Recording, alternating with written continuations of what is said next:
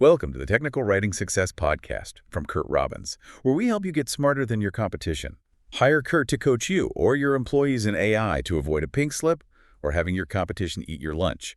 This is episode 190. I am your host, Fred Jones. And I am your expert guide, Daphne Blake. This episode reviews an informative newsletter from senior technical writer Victoria Oluchi Lazarus in Nigeria entitled The Hidden Skill Every Technical Writer Must Master, that was published on February 23. And, we're really focusing squarely on your career toolkit today. Right. Because we want to explore why mastering grammar or having a deep technical understanding of a product or even knowing industry standard tools like Notion or Madcap Flare. All the standard stuff. Exactly. Why all of that is simply not enough to succeed in technical writing. Okay, let's unpack this, because Victoria's main argument here is that the real job of a technical writer isn't just to document a product. No, not at all. The job is to organize reality.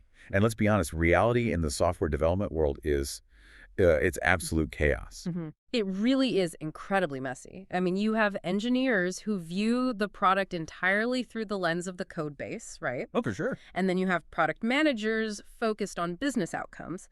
Plus, the end users who just want to get a specific task done without pulling their hair out. Right. They just want it to work. Yeah. So to navigate that chaotic intersection, you need this invisible capability that she calls structured thinking. Structured thinking. Right.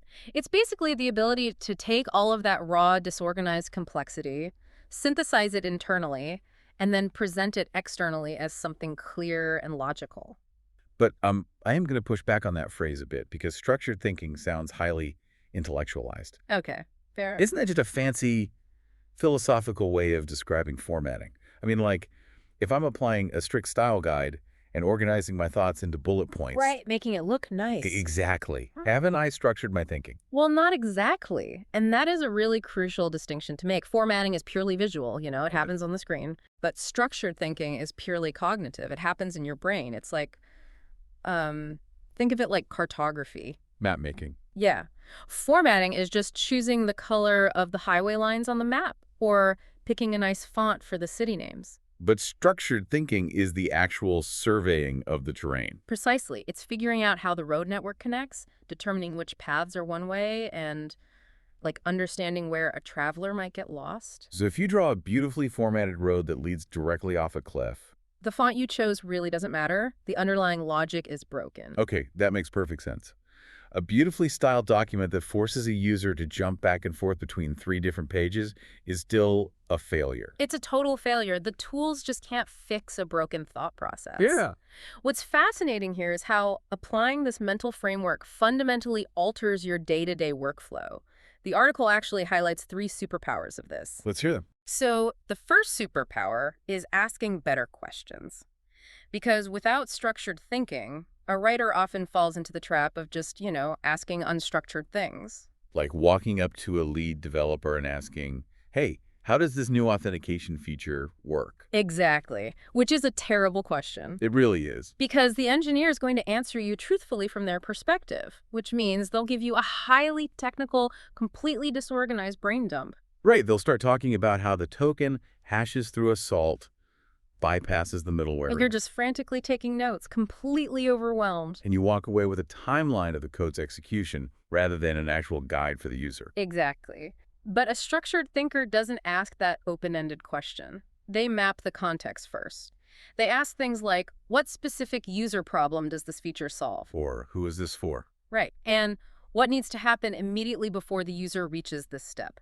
You establish the why and the who before you ever touch the how. You're essentially interrogating the boundaries of the feature before you let them talk about the internal mechanisms. Yes, because you're preventing the chaos from entering your notes in the first place. Which naturally solves one of the biggest frustrations readers face, right? Yeah. Creating actual flow. Oh, absolutely. That's the second superpower.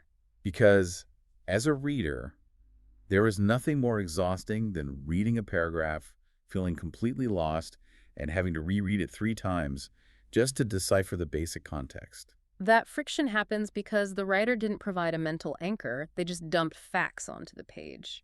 But when you structure your thinking, the reader never has to guess the next logical step. It's the difference between being handed a box of puzzle pieces with no picture on the cover versus being handed the pieces already sorted by color and border. That's a great way to put it. You did the heavy lifting in your brain, so theirs doesn't have to struggle. But this brings up a delicate tightrope walk.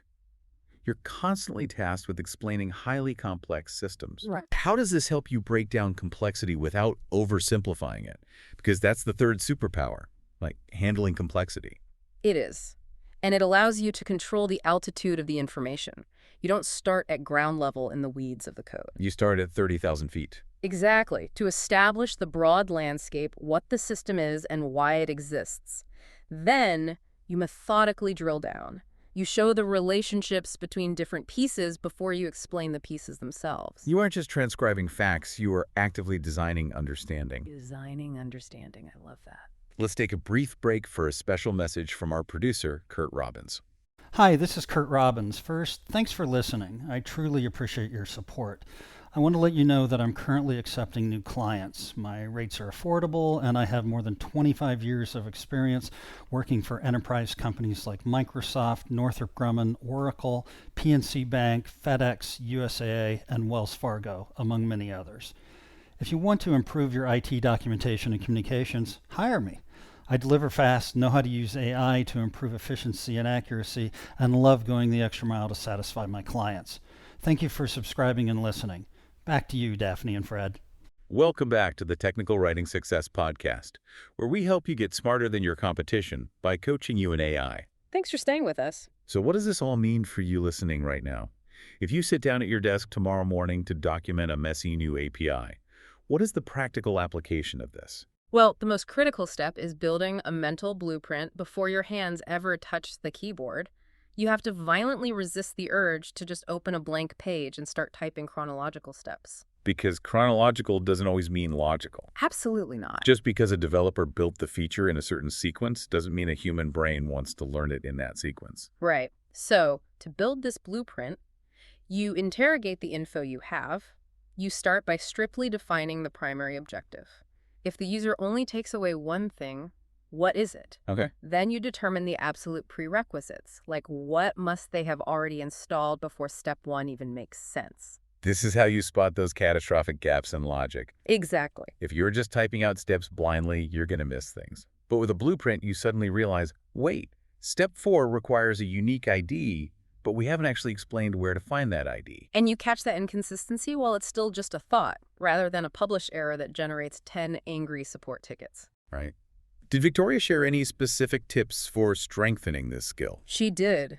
A great practical exercise is to take dense, existing paragraphs of technical explanation and ruthlessly convert them into clean bullet hierarchies. Oh, I find that exercise fascinating because it exposes terrible writing instantly. It really does. When you try to force a meandering paragraph into a strict hierarchy, the fluffy, unnecessary text has nowhere to hide. You realize half the paragraph was just filler. It's a phenomenal diagnostic tool. But the ultimate test of structured thinking, and she highly recommends trying this, is practicing layered summarization. Layered summarization, what's that? It's taking a complex technical concept and explaining it in 3 distinct layers: beginner, intermediate, and advanced. Oh, let's actually put that to the test right now. Let's role play it. Okay, sure. Let's take a standard concept like an API key. Perfect. So if I am a complete beginner, say a non-technical project manager, how do you structure that? For a beginner, I'm omitting the technical mechanism entirely, I'd say. An API key is like a digital ID badge for an employee. When your software tries to get data, it swipes this badge to prove it has the right security clearance. Okay, you anchored it to a real-world concept. Intermediate layer. I'm a junior developer. I know what APIs are, but I need practical context. We introduce the mechanics without the edge cases. An API key is a unique string passed in the header of a request. It authenticates the client without needing a password every time, mostly to track usage and prevent abuse. Notice how the structure shifted from analogy to functional mechanics. Right. Okay, hit me with the advanced layer. I am a senior back-end architect integrating our enterprise system with yours. Now we focus entirely on constraints and security. Our API keys are cryptographically generated UUIDs tied to specific permission scopes. You pass them via a bearer token over TLS 1.2. They have a 90-day rotation policy, and rate limiting is enforced at 10,000 requests per minute. That is brilliant. The topic never changed, but the structural architecture completely adapted to my cognitive needs. If you can do that fluidly, it means you own the information. It doesn't own you. That adaptability is amazing. If we connect this to the bigger picture, there was this truly profound comment on the original newsletter from a reader named Emmanuel. What did Emmanuel say? He pointed out that technical writing is essentially the vital load-bearing bridge between raw, intimidating complexity and everyday usability. I love that visualization because a product could have the most elegant, bug-free code base in the world. But if the bridge connecting that code to the user is structurally unsound, Right. If the docs are chaotic, the user will never experience that elegance. They'll just experience frustration and abandon the product. exactly. The engineering of the product and the engineering of the explanation are equally important. Which makes it incredibly ironic that this skill goes almost completely unrecognized. It is the ultimate invisible skill. I mean, no user is ever going to email you saying, wow, the cognitive mapping of this manual was exquisite. And you're rarely going to see structured thinking listed as a mandatory requirement on a job description. Recruiters just ask for 5 years of experience with Markdown or Git. Because tools are easy to measure. You either know Jira or you don't. Right. It's much harder to measure someone's ability to impose order on chaos. But the tools are just the paint. Structured thinking is the framing of the house. Exactly. And because it's invisible, it's drastically undervalued by writers themselves, which is a massive career mistake. Technical writing is about thinking clearly enough that others don't have to struggle. It really forces us to ask a much larger question. We spend so much time optimizing our software stacks. And tweaking our style guides. Right. But what other invisible cognitive skills in your daily workflow are you currently undervaluing that actually dictate your success? That's the real question. Thank you for listening to the Technical Writing Success Podcast from Curt Robbins, where we help you get smarter than your competition. Hire us to coach you or your employees in AI to future-proof your career or company. Subscribe now to never miss a career-saving episode.